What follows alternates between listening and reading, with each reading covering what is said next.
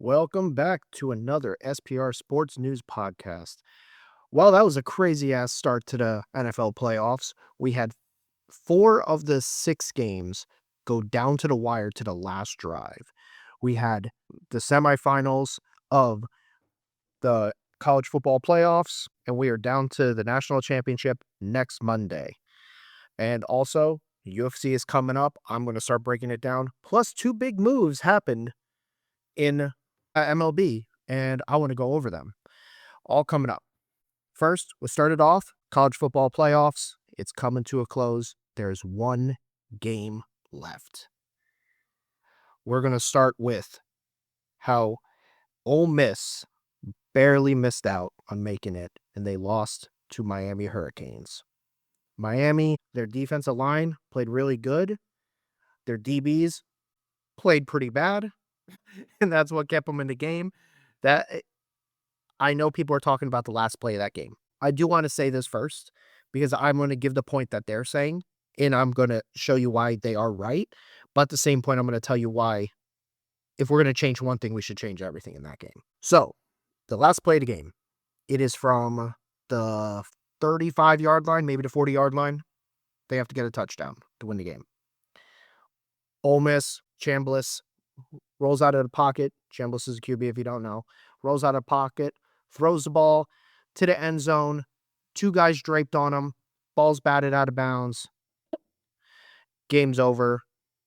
Miami wins. They're going to the national championship.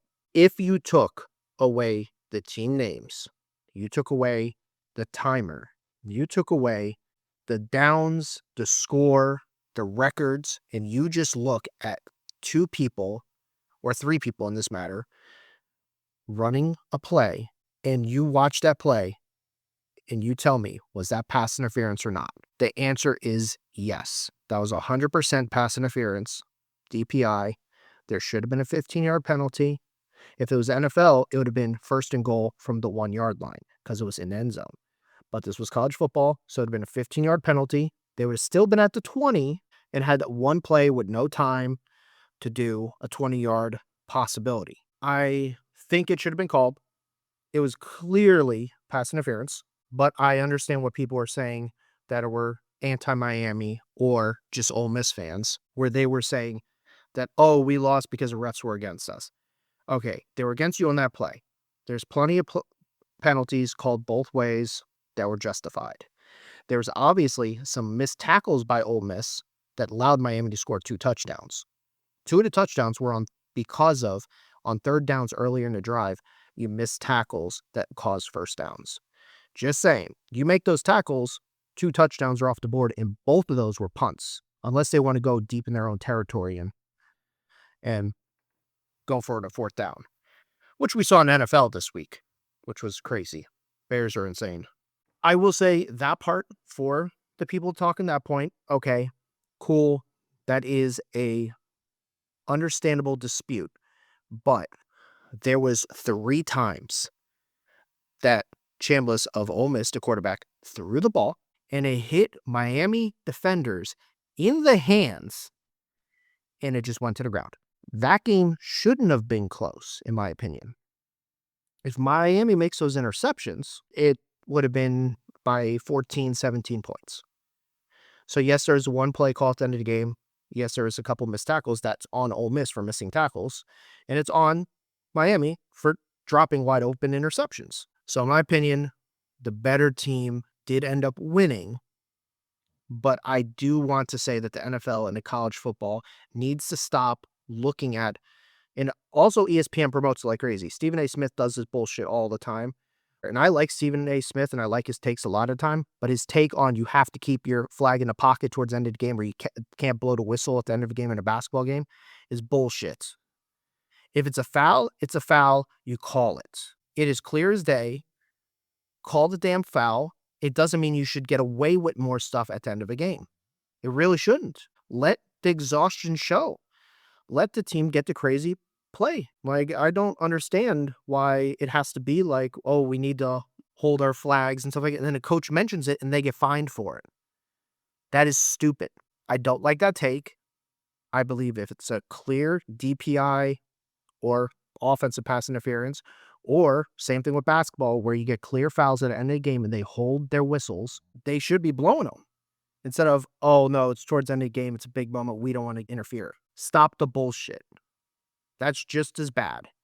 If it's clear as day, people can't argue it. Like if the guy fucking karate chops another man's arm running in the lane, guess what? That's a foul. You can't argue that. You can argue like a SGA foul because this man bumps into people and flops and acts like he just broke half his body. It's unbelievable. He's a free throw merchant. Very efficient. He's the most efficient player in NBA in the last 20 years. But it's because of the free throws. I'm just saying, like, if this was in the early 2000s, he probably wouldn't be playing in NBA at this point because he'd been killed by Kobe. Like, but when we get back to this, I understand if you go back 15, 20 years ago, there wouldn't have been a defensive pass interference called on this either. It would have been the same. But at the same point, the game has transitioned to more offensive friendly. It has transitioned into throwing flags on light fouls. This wasn't even light. He was draped over him. And this happens pretty much once a round in the playoffs or the college football playoffs.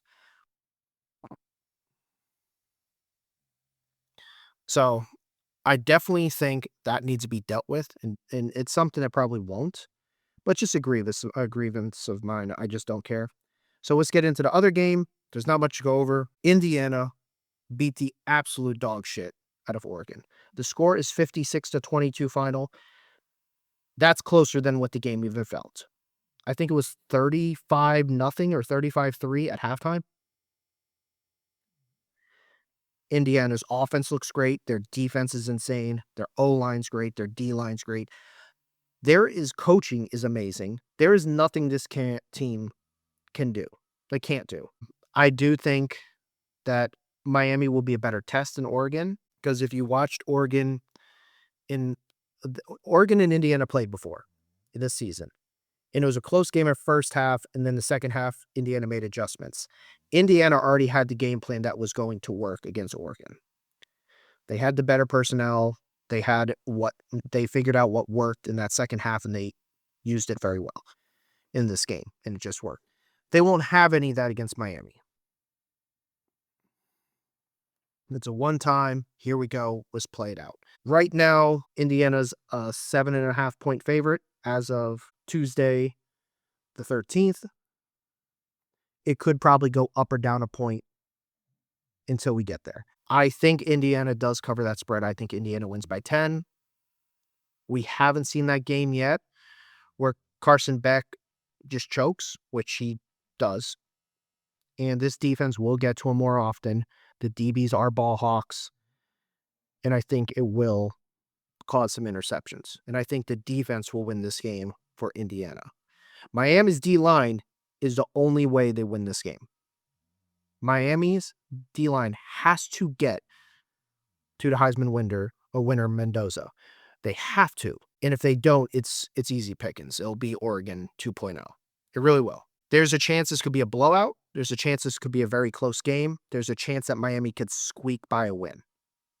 There's 0% chance Miami wins by 14 plus. 0%. Indiana just has way too much going on. My opinion, Indiana wins by about 10. I think it takes a little bit for Indiana to figure out Miami in the second half. Indiana could even be down by like 3 points, and they'll pull away. And they'll be up by like 10, 12 points. That's my opinion.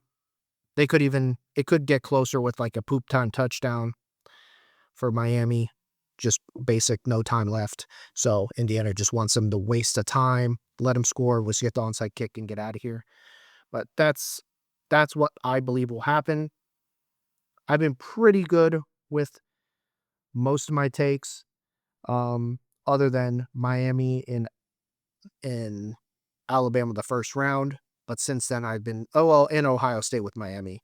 I am a Miami hater, but at the same point, I was pretty good with the Ole Miss one. I do believe they're going to give Indiana the best test of those teams. I hope it's a good game, personally, even though I want Indiana to win. I still want it to be a good game because I have no dog in the race. And that's it for that. I will be moving to NFL. The NFL, we had the NFL playoffs. If you listened last week, I did the bracket based off of my gut. My first instincts was to do New England versus the Rams or New England versus Seattle for the Super Bowl. I decided something in my gut told me randomly that I think the Jaguars, they're the hottest team. They're playing the best football, that I'm just going to go with them all the way. They were the better team against the Bills. Issue was they were outcoached, which is very weird because the Bills head coach has never outcoached anyone in the postseason. It's basically been Josh Allen's Superman cape, which Josh Allen did put on the Superman cape again. But it wasn't that he outcoached Jaguars. The Jaguars head coach, he looked and he saw, oh, we're running the ball, we're gashing them for 7, 10, 12, 13, 26, 14. Now I'm reading all these off. These were all runs that happened in the first half, and they still threw the ball more times than they ran it. Why? You had 3 runs in the first half that were under 3 yards. And one of them was a 3rd and 1, which you ran for 2 yards. And another one was a 4th and 2, which I always preach. First half, kick field goals. Kick field goals, and if they did, guess what? It would have been a tie game going into overtime or Jaguars pushing to get the win. Yeah, just one of those things. The coach just decided we're going to make Trevor Lawrence be Josh Allen. It's like, Josh Allen is the best player in these playoffs. We got to stop the bullshit where we need our guy to outbeat their guy. No, your team should outbeat their team. You have 2 running backs that are cooking the hell out of Buffalo Bills, and you stopped running the ball. And then you went for it on a 4th and 2, and you did a QB run, even though it was supposed to be a pass play, but you did a QB run instead of running one of your running backs that have been killing it the whole first half or taking a field goal. The second half was pretty decent, but there's still some they should have ran the ball more. They should have ran the ball legitimately the whole game.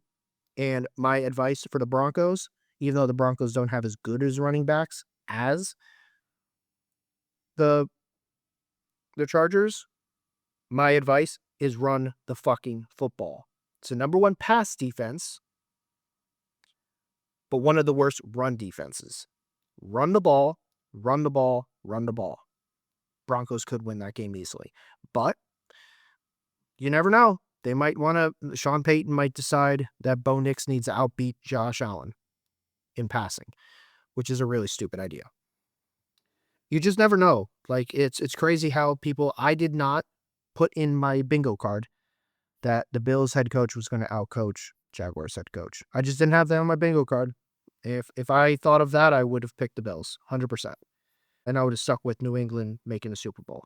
But that was that game, so my bracket is completely screwed, except I have my other half to make the Super Bowl, and I still have the Broncos in there. Green Bay was going to lose this week, so they're them losing, whatever. But so my bracket's pretty busted. My brain one would have been doing better, obviously, than my gut. So next time I do one of these brackets, I'll do both. But obviously, don't trust my gut, trust my brain. Trust what I'm seeing on paper. But I kind of went with what was on paper. All right, so I'll move on from Jaguars-Bills game. Let's go to Saturday, back to Saturday. And we had Green Bay Packers and going to the Bears. Up 21-3 at halftime, and then they just lost. They basically did the exact same thing they did a couple weeks ago against the Bears, where they had the lead, they were dominating, and then the Bears defense picked it up. Love couldn't make one throw. He was throwing into coverage. The O-line couldn't block anyone. Like, everything that could go wrong for the Packers in the second half did. Obviously, there wasn't an injury, like a big injury in that, but still crazy. Just don't understand, like, how a team, and Bears have been doing this all year, where they're down 10 points or more, and they come back and win in the second half. They've built their whole year off of this. So at this point, you want them to actually have a lead in the second half, just so you can say, all right, now the other team's going to win. Because I've seen more times that they've had the lead and lose than I've seen them lose a game when they're down in the fourth quarter. It's absolutely insane. The Bears are like the comeback kids. It's amazing. But the rest of the NFC is all NFC West teams.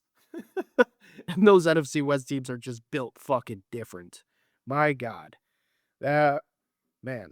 So congrats to the Bears. Packers, hopefully your team gets healthy next year. I think you overtake the division. That's my opinion.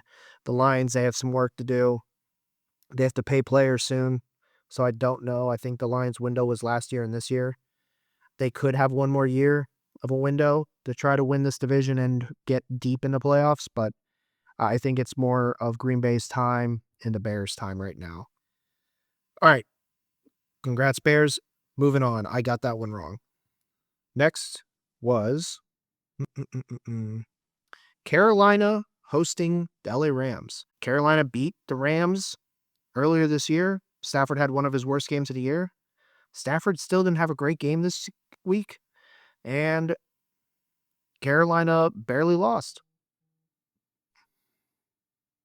I don't know if it's just one of those matchups where Carolina is going to play their heart out against the Rams, and it's just a team they feel comfortable against.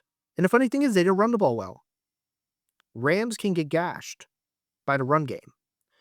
That's where they're vulnerable. Against the pass defense, that's not really something they're going to get gashed with a lot. It's the run. The runs they're going to get gashed with. And that's where I was very surprised that it wasn't the run game that was beating them. Like, Bryce Young was throwing the ball and making some plays. People were breaking tackles. It was a decent game. I was actually scared. I was like, God damn, if I lose this, and then there's a possibility I lose the Jaguars, which I did lose, I could lose my whole Super Bowl. But the Rams did pull it out. Rams did not look good. They look like they're good enough to beat a team. I think the Panthers, I got to give them credit. They played their asses off.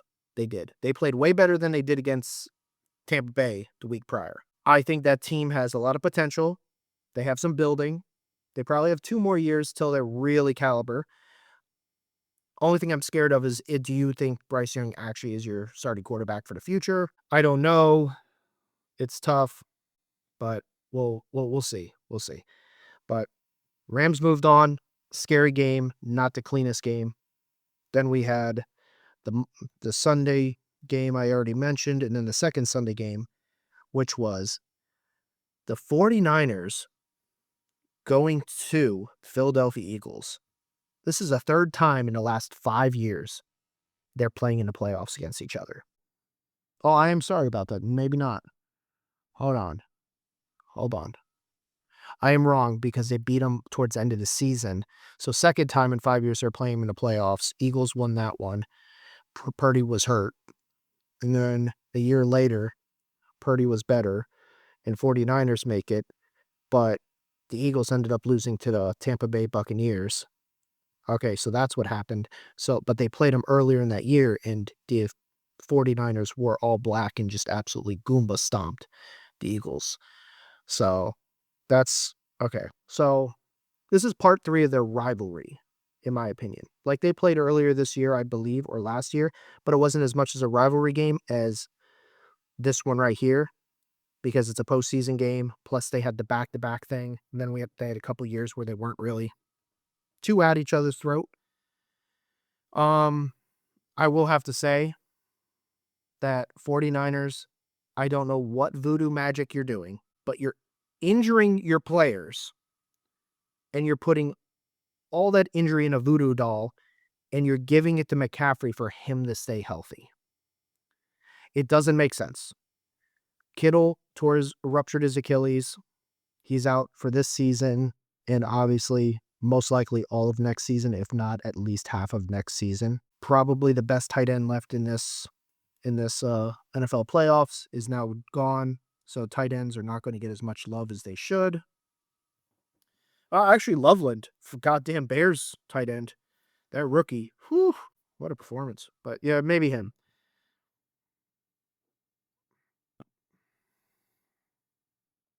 All right, so I will say that 49ers played good football. They didn't play great football. Their defense stepped up, but at the same point, was it their defense or was it that the offensive play calling of the Eagles has been horrible this entire year? Because it hasn't been like a one thing. Eagles won the Super Bowl last year by legitimately beating the fucking brakes off of people and their defense playing decent. Their defense stepped up to a better level than they were last year, but their offense fell off a cliff. They lost no players other than Lane Johnson. I will say Lane Johnson's a big miss, but it wasn't like Jalen Hurts was getting sacked left, right, and center. Once again, this game came down to the wire. Sanford made a stop, took some knees, won the game. It was a good game. I think the Eagles' offensive play calling and culture is fucked. There's something that needs to go on there. I'm a Giants fan, so I'm cool with it. I don't care, because if this team actually was like Bill Belichick Patriots type team, this team would have won 3 championships in a row because their talent level is just that good. They have stars in every single position almost. So you know what? Good. I'm happy with a first round exit. I am happy to be wrong on that pick. So I was wrong on that one. Last one on Sunday. The first game that wasn't really close.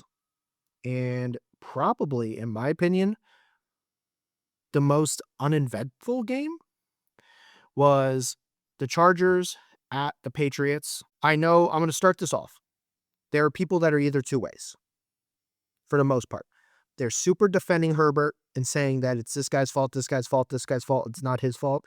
And then there are the people that are like, oh, Herbert's a joke. See, he can't win. Now he's 0-3 in the playoffs. I can agree with that second part. He is 0-3 in the playoffs, but his O-line was made of dead flies. I have no idea what happened to that offensive line. The Patriots have the worst pass rush of any of the teams in the postseason of their front four. No one has a worse front four in the playoffs than the Patriots. And they got to Herbert like it was fucking nothing. He spent more time on his back than a $3 hooker. It was bad.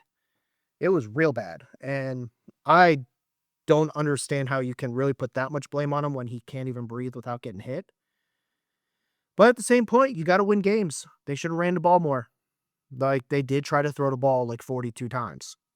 I understand they were down, but it was close until the fourth quarter. Like, once again, it was 3-10, 3-13, and then it got to 3-16, and that was the final score. Very uneventful. Bunch of field goals and one touchdown. Nothing too crazy. Drake May looked decent. The run game looked pretty damn good. The defense in general is nice. It's a good team. And I already saw some funny posts saying, New England, the cupcake schedule is not a cupcake postseason schedule. Yes, I will say the Chargers looked like the worst team in the postseason this week. I will say that. But at the same point, you got to give credit where credit's due. New England is beating the people that are in front of them. Regardless, they're not getting easy games the rest of the way. They're getting the Texans next week, which I'll go over that game in a minute, with the best defense in NFL and held the Pittsburgh Steelers under 160 yards in a fucking 60-minute offensive-friendly NFL football game. That's insane. So, they have a test. So, congrats, Patriots. I got that one right. So, right now I am 3-2. Oh, no, 2-3. 2-3. Jesus Christ. Oof. The Bills beat me. Green Bay lost. And the Eagles. Yeah, so I'm 2-3. In the last game I get right, I picked the Texans.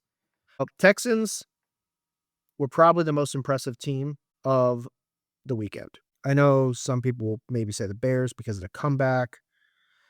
Maybe people say the Patriots, but I think it was the Texans. I don't think the Pittsburgh Steelers were a bad football team. And Steelers looked good in the first quarter. A big drop by DK Metcalf that could have ended up in either 6 points or 3 points, which would have put them either at 10 or 6 instead of them being only at 3 points and ended up punting. That was a big drop, really big drop. I'm not saying that was going to change the game, but They got 2 field goals in 2 quarters. In the second half, boy, did that go downhill. That went downhill. 2 defensive touchdowns, 3 turnovers. The run game started gashing them. Stroud looked like shit the first half, and in the second half, he just game managed. Stroud has looked bad. Nico Collins went down with a concussion and looked bad too, so he might miss the Patriots game.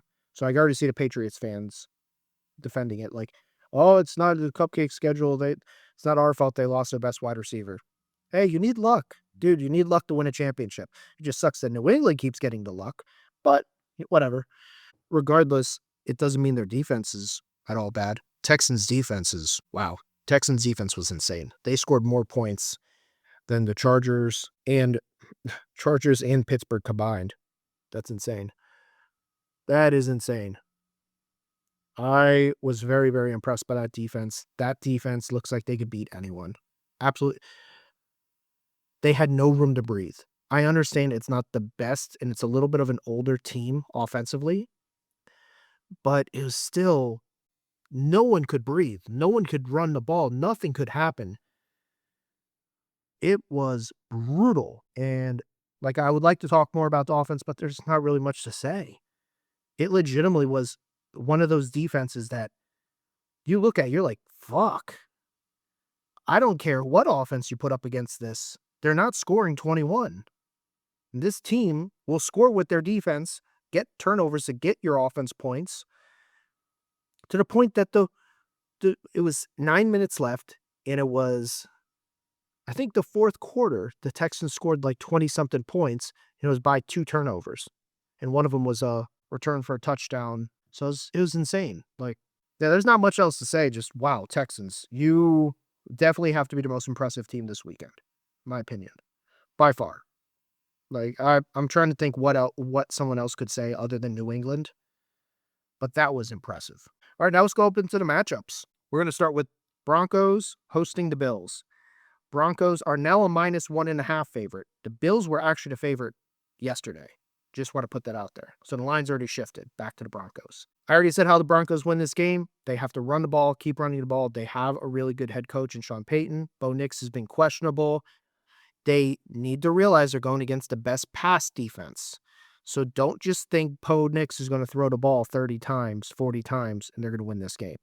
No, they got to rely on the run, get some play action.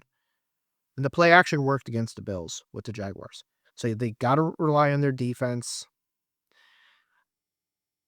I honestly think Bills win this game. I don't know why, but I think Bills win. It's, once again, I don't think it's the gut. It's just what I saw with the Jaguars. And I don't think the Broncos are as good as the Jaguars. I don't. I think the Jaguars outcoached, they coached themselves down. That was a big reason. But still, I think Broncos are going to lose this game to the Bills. It just feels like a Josh Allen situation here. I think they're going to throw the ball 30, 40 times into that defense, and it's going to cause turnovers. If Broncos do win this game, it's not by Bo Nix throwing for 350 yards. It's going to be by them running the ball and burning clock and keeping the ball out of Josh Allen's hands and giving their defense as much time to deal with Josh Allen as possible. So I'm going to go Bills on that one. Then we have the Texans at Patriots. Wow, this is the first actual really, really tough game I've seen the Patriots have since the Bills came and beat the Patriots in New England after being down 21. I'm obsessed with this defense. I think Texans win. Like, I can't negate what I just saw. I just saw one of the best defensive performances I've ever seen in my life. I understand it was against an old Steelers offense versus a MVP caliber Drake May and two good running backs and a good O-line. I understand that. But the Texans have the best cornerback in the league. They have one of the best D-lines in the game. They ball hawk, they strip, they get tackles behind the line of scrimmage. It's like they do everything perfectly. And then they have a caliber of quarterback that can just win you games if you need it in C.J. Stroud. He didn't look great last year, and this year it's kind of been iffy. But if he comes back his rookie season, C.J. Stroud in these playoffs, it's already written and done. Texans win the Super Bowl. Like, that defense combined with CJ Stroud's full potential is just, good luck. Good luck with that. That's a nightmare. But I'm going to go the underdog the lower seed on both of these. I'm going to go Texans. I just can't negate, and New England's favored by 3. New England's, all their losses that they've had, only 3 of them, have all been at home. So it's not truly a home field advantage for them. They play better on the road. They actually do play better on the road. They've been beating the brakes off of people on the road. So I do think 2 well-coached teams. So I don't think the out-coaching. I think it'll be the players winning this game. I'm going to go with the Texans. 49ers at Seattle. This is where we get to see Sam Darnold again. Oh boy, I'm scared on that. I hope Sam Darnold plays good football. They rely on their defense. Do what they did against them like they did at the end of the season. It's tough. These 2 teams, they're good teams. 49ers lost another weapon. They lost another defender. They lost another offensive weapon. There is no reason the 49ers should win this football game other than Sam Darnold throws to the other team a bunch of times. That's the only way I see 49ers winning this game. I'm going Seattle. Seattle's minus 7.5, the biggest favorite, and I don't agree with that being the biggest favorite. I'll tell you why. 49ers will play their ass off no matter what. They're going to give it their all. Seattle is actually going to have to play incredible offense and incredible defense the whole game, which they will play incredible defense. The question is the offense. Will they play incredible offense the whole game? We will have to see. Sam Darnold, this is your moment. You got to win. You got the 1 seed. You're home. Don't let the 49ers just run through you here. You beat them again. Get that NFC Championship game. I'm going to go Seahawks. I think it's going to be a close game. I don't even think the 7.5 point spread will be covered. I think it'll be like a 5-6 point game, maybe even 3. I feel like Seattle is going to play very cautious offensively, and it's going to be a low scoring game too. I could see like 20-23. So I don't know what the line is currently, but I think that's what's going to happen. And the last game of the weekend, the Rams are heading to Chicago to play the Bears. This is a game I think should be the biggest spread. Rams did not play good football against Carolina either game. It doesn't mean they're not going to play good football against the Bears. Bears do have the most turnovers of any team in NFL. They turn everyone over, and Stafford is able to throw picks. And Williams has fumbled the ball before. So yes, there are chances where the Bears get turnovers, but that's what the Bears will need to win this game. I think the Rams can send 4 and get pressure on Caleb Williams. I think their DBs can make interceptions. They can make tackles behind the line of scrimmage. I still think, other than the Texans, this is the best well-rounded team left in the postseason. I think Seattle, once again, you still have questions on their offense, even with them being a 1 seed. It's basically their defense or bust. Texans, same thing. But at the same point, the Texans, I actually feel more faith in CJ Stroud than I do Sam Darnold. But the Rams, all around, I feel very confident in their team. In the Bears, their weakness is their DBs, and you have Puka Nacua and Devontae Adams. And Devontae Adams has a long history of cooking Bears. Long history. I'm going to go Rams. I think they're going to have it as a close game in the first half, and then in the second half, it's going to be the opposite of what normally happens where the Bears are down and they come back. It's going to be a close game, and then the Rams are going to take off. That's my opinion. The only way I see Rams losing is them turning the ball over multiple times. If it's 1 turnover, I think I still think the Rams win the game with 1 turnover. That's my opinion. All right. So I still have, in my bracket, I still have the Rams moving on. I have Seahawks moving on. And I have the Texans moving on. So actually, I could have 3 of my final 4 make the final 4, which is good for me, but I only have 1 guy to get to the finals, and I don't have my Super Bowl winner. So my bracket's still kind of fucked, but at the same point, I can still pick 3 of final 4. That would be pretty cool. Awesome last weekend. Definitely the first 4 games. Awesome. The last two definitely slowed it down, but I still really enjoyed the last game just to see a defensive performance like that. The only game that was kind of like on was the New England versus Charger game. But honestly, I'll take 5 out of 6 games that I'm happy with. I'll take that 100%. It's not just result based. It was just how watching the game, how good it was. 5 out of 6 is great. So, real quick, I'm going to go into 2 things in MLB, and then I want to start going over a little bit of UFC 324 because it's coming up pretty soon. I'm going to just go over probably just the main card for right now, but then next week we'll make a more bigger breakdown because it'll be that week of the UFC card. So first we'll start with baseball.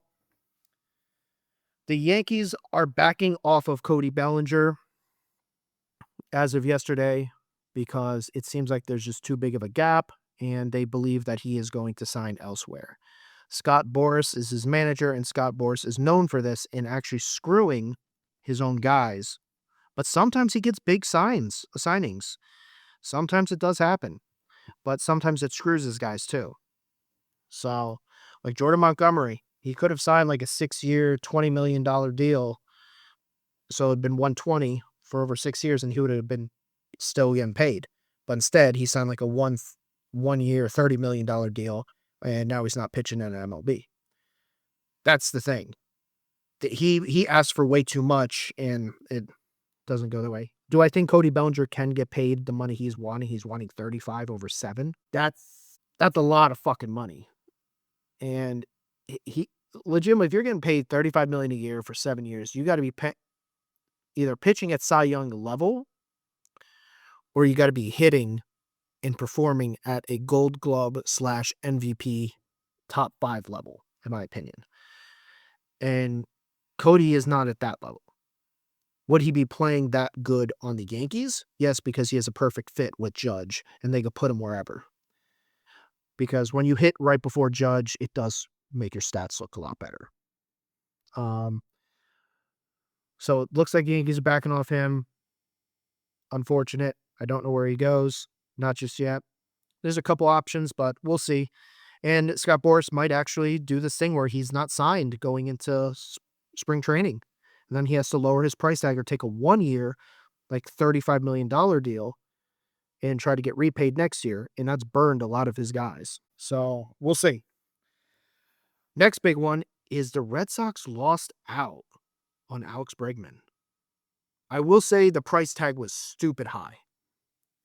Alex Bregman got super paid by the Cubs, but they just got a Gold Glove caliber third baseman that hits for average, good at watching pitches, doesn't strike out a shit ton, can hit for power. On Wrigley, it's a decent field for righties, but just don't hit towards center or left center, right center. Try to pull it down the line. Honestly, Houston and Boston were both more Alex Bregman type fields because it's a really short left field, which works better for him. Because he's not a guy that's hitting a 450-foot home run.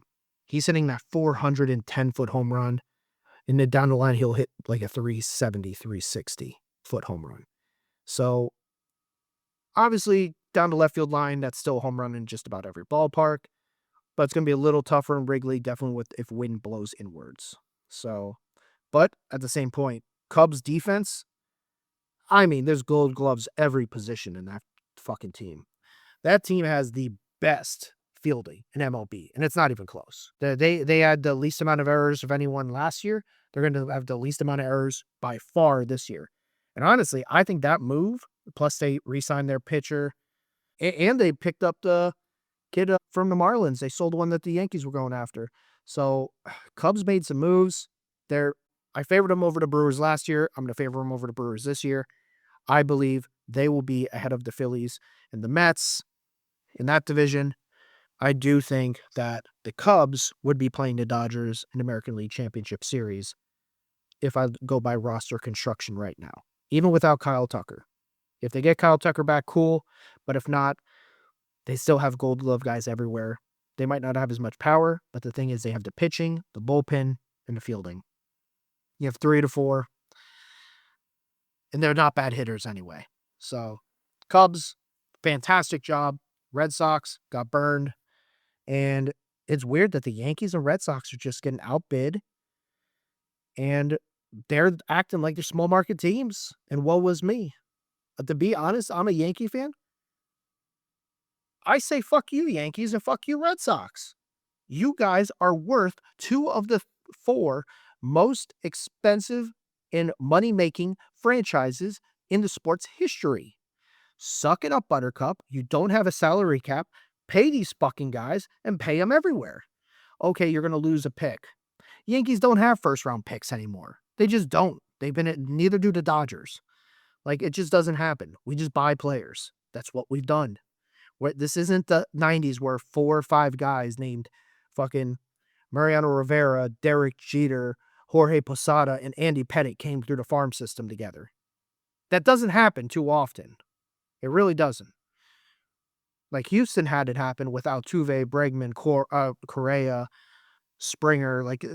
I will have to say they had one of those times, but then there's the cheating on top of it. But they're still good ball players, but still cheaters. So fuck them. But still, that doesn't happen as much. You have to pick up some players, make some good moves. I don't know. These 2 teams, they're letting the Toronto Blue Jays pull away. These 2 need to grab their fucking little purse, suck it up, unzip it, and take out a few big bucks. It's pathetic. Not by these. These 2 teams don't have a fucking excuse. The Dodgers putting their money where their mouth is. The Mets were doing that. They decided not to bring back Pete Alonso. I don't know how much I like that. I think Pete Alonso is a lifelong Met in my eyes. I'm a Yankee fan, so I don't care for the Mets. But it's weird seeing him not in a Mets uniform. That's my opinion. Seeing him as an Oriole is kind of weird. So that's it for baseball at the moment. Now we're going to go into the main card of UFC 324, not this Saturday, but the following Saturday, January 24th. So, first thing, I definitely illegally streamed a lot of the events over the last couple of years. Holy crap, I did. But I will say Paramount Plus is cheap enough to where I can just buy it and not have to worry. I'm not spending $100 every fucking month on pay-per-view plus ESPN Plus. So it's like $120 a month. I'm not doing that. It's just not happening. So now that getting all these for free, not free, but for whatever, if you get it with no ads, it's $120. It's like, honestly, that's not too bad. Or you can do the 50 something and have ads. So good job, Paramount Plus. Thank you. You're going to make it actually to where people don't have to be bootlegging it as much. Some people still will. I won't, because there's plenty of Paramount Plus that I'll want to watch anyway. So that's great. So we have the main event. We're going to start with Justin Gaethje, 26-5 versus Paddy Pimblett, 23-3. I'm going to watch as many fights as I can going into next week, because on Paramount they have all the last 5 fights of the people on the main card. So I could look up all of Justin Gaethje's, Paddy Pimblett, all their last fights. So I'm going to watch as many as I can. Justin Gaethje, he's getting older. He's only been really out-wrestled once in his career, and that was against Khabib. Charles Oliveira hurt him on his feet and then took him down. Max Holloway beat him on the feet. Paddy Pimblett, it's interesting because I do believe Paddy's better than what people are giving him out to be. And then there's other people that think he's the greatest thing. He's going to beat Ilia Topuria. I think there's a fine line between that. I think there's a line where he's better grappling than people think, but he's not level where he's beating Ilia. He's enough that I think he can beat Justin. Paddy is definitely not going to want to just stand there and strike. He is going to be the longer, taller fighter, for sure. But I do think that he's going to need to get this fight to the ground. Justin has great grappling defense, because legitimately, we've only seen Khabib take him down at will. There's no other fighter in his career that has been taking him down like it was nothing. I think it's going to be a fun fight. I do think it's going to be kind of brutal. It's either going to go, Paddy can't get him down and Justin's going to beat the shit out of him on the feet, or Paddy is going to find a way to get him down. And Paddy does vicious ground and pound. People are like, oh, another grappler. No, he's vicious on the ground and pound. He beat the absolute snot out of Michael Chandler. He submitted Bobby Green in matter of moments. I understand they're not big names. I understand when it comes to how good their records are. But at the same point, you only get the people that are put in front of you. Yes, I understand in this sport, you kind of can matchmake a little bit as a fighter. I understand that. But once again, Paddy with his voice, his following, and he's been on a hell of a win streak. He's got this fight. I think Arman should be involved in this, but Arman's come out and said himself that they believe he's too dangerous to be on early Paramount because he has issues where he's hit someone in the crowd. He's caused backstage issues. He's headbutting people before the fights happened. So Arman has done it to himself a little bit too. He's missed weight right before he couldn't make weight or whatever the case was, an injury. Some people think it's because of the weight and he wasn't going to make weight. Some people think he injured himself the day before the fight. Regardless, he did it to himself. At the end of the day, there's 3 or 4 instances that are showing his point that he's too dangerous to be put on the first Paramount card that I actually agree with. I think he should be fighting as a hardcore fan. I think it's still Arman versus one of these two. But as a promotion standpoint, I understand why they passed on him to start off Paramount. If he fights in April, okay, we'll say one of these two get out of this unscathed and Ilya is not going to be back. There you go. Put him against Arman in April. Let a couple cards go by, even May, whatever the case is. This fight, I will rate it a 8 out of 10. Justin versus Paddy, because it's going to be brutal. It's just going to be which way is it going to be brutal? Is it going to be Paddy beating up someone that people are going to say out of prime? Or is it Justin Gaethje stuffing takedowns and beating fucking Paddy's face in? Either way, and his leg. Oh, Justin Gaethje, if he fucking hits Paddy with a bunch of leg kicks, that could be a different story. That could really slow down Paddy quickly. So I'm excited for that. All right. Next fight. Kayla Harrison versus Amanda Nunes. I like the fight because it's legitimately at 135. That's really it. The women's bantamweight division is worse now than it was 5 years ago, worse than it was 10 years ago. It really is. This is all you can do. There's not much else you could do other than hopefully Kayla Harrison and Amanda Nunes both retire after this fight and they can figure something else out. But legitimately seems like 125 is in a standstill because Valentina has beaten everyone and she's getting older and she's not even winning impressively. 135, honestly, the talent level has dropped. And then you have 115 that you'll have Zhang Wei Li go back down and fight Mackenzie Dern most likely. That's probably what's going to happen. So this fight kind of needs to happen just for the sake of women's sports in the UFC. I like it. I don't know. Amanda Nunes has been retired for a bit. Family mom. Obviously, she's not the one pushing out the child, but at the same point, you're still being a mom. It's still a tough job. Kayla Harrison, she's at least been active over the last 2 years. She's been very impressive. She's been finishing everyone. She's bigger. Amanda wins if it stays on the feet, but the thing is, we've seen Amanda, how she's lost is over-pressuring and can take a hit. If Kayla can take a hit from Amanda and keep pushing in Amanda's face, just stay in her face, she will eventually get Amanda Nunes' neck and submit her. That's my opinion.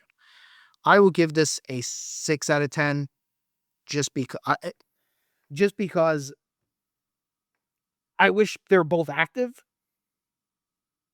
Like, I can't pick. If Amanda Nunes was active, like when she lost to Juliana Pena and Kayla Harrison was in the front row all upset, if you've seen that video, and blocking half the people because she's such a big woman.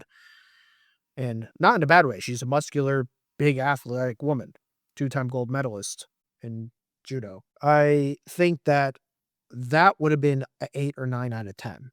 Maybe even a 9 or 10 out of 10. Like, that's how big that fight would have been. But now, one's retired.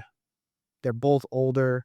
Kayla's talking about how she doesn't want to really make this weight cut much anymore. They're not going to reopen a 145 weight class. So I think Kayla's and Amanda, this might be a double send-off, which would probably be better for the sport. But we'll see. Next one, Sean O'Malley versus Song Yadong. I love the fight. I love it. I hope Song Yadong could keep his fingers closed because that was fucking brutal against Henry Cejudo. That was really brutal. The amount of eye pokes, his hands were open the whole time. It was bad. Sean O'Malley almost seems unenthusiastic about this, which kind of bothers me. He's talking about how if he keeps losing, he's just done. Like, and even if he wins, he might be done after a year. See if he could get a rematch with Peter Yan. I don't know. He just doesn't seem too happy about the fight, which makes the fans not happy about the fight. But on paper, this fight's amazing. It's fun. On paper, this fight's an 8 out of 10, but Sean O'Malley's talking about it makes it like a 7 out of 10. But it should be a fun fight. Song Yadong, definitely a very powerful puncher, very aggressive. Can get counterpunched, but he has a hell of a chin on him. The only one that kind of hurt Song Yadong at all was Peter Yan, which, I mean, no mercy. He's a fucking animal. And I'm looking forward to seeing this fight. Honestly, probably my second most looking forward to fight on this card. Yeah. I'd say the main event I'm really looking forward to. And yeah, there's one or two prelims I'm really looking forward to, for sure.